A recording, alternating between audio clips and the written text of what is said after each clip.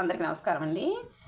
ఇది కొత్తిమీర ఇవి ఉంటాయి కదండీ చివరివి, వాటితో చట్నీ చేసినాను. ఇది వేస్టేజ్ పోకుండా ఉండాలని ఎందుకో ఈ కాడలోనే సారం అంతా ఉంటుంది. ఇది చట్నీ చేస్తే బాగుంటుంది. పెద్ద కట్ట తీసుకుంటాను, ఎప్పుడు పడేస్తుంటాను. ఈసారి ఎందుకో చట్నీ చేయాలని ఈ మిర్చి వచ్చేసరికి కొంచెం కారం ఉన్నాయి ఏంటండి. ఈ ఒక 7-8 తీసుకున్నాను. రెండు పెద్ద టమాటా అందరి సైజు. నూనె వేసి ఉడకబెట్టాను అనమాట. నీకు ఎందుకు చూపిస్తున్నాను అంటే టిప్పులాగా చూపిస్తున్నాను. ఈ కాడలు సాంబార్లో కానీ చట్నీకి కానీ వేసుకోండి. దీనికి కావాల్సినవి చూపిస్తాను. మగ్గ పెట్టానండి, వాటర్ నూనె వేసి మగ్గ పెట్టాను. ఇదంతా కూడా వెల్లుల్లిపాయ కూడా దీంట్లోనే వేసాను. 4 రెప్పలు. సాల్ట్ వచ్చేసరికి స్పూన్ కొంచెం ఎక్కువ అండి, చూసేసుకుందాం. ఉల్లిపాయలో సగమేనండి. ఇక వచ్చేసరికి కొన్ని పల్లీలు, ఒక ఎత్తు చింతపండు. ఎక్కువ అవసరం లేదండి.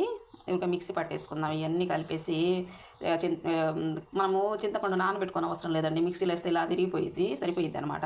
ఓ చిన్న టిప్ చెప్తాను మీకు. ఇదండి కొత్తిమీర తీసుకున్నాను అన్నాను కదా, కట్ చేశాను. మూడు పార్షాలుగా కట్ చేశాను అనమాట. కింద అడుగున ఉంది ఇంకొకటి.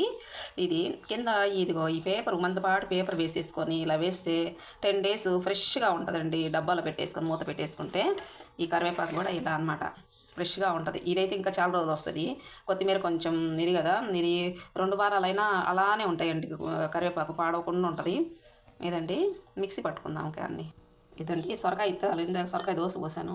ఇవి ఇత్తనాలు కొంచెం మందపాటిగా ఉన్నాయండి. మనం ఊరికే పడేయకుండా ఎక్కడన్నా మనము చెట్లల్లో వేసినా లేదా పక్కన ఇట్లా వేసినా కూడా పిచ్చిగా మొలకలు వచ్చేస్తాయండి. నాకు మొన్న అలానే వచ్చేసాయి. ఊరికే పడిన చెట్టు చాలా బాగా వచ్చుద్దంట కదా, అలా ఈ ఇత్తనాలు ఇలా సేవ్ చేసుకోవచ్చు. మనం ఏదైనా విత్తనాలు పడవకుండా ఇలా చేసుకుంటే మంచిదండి.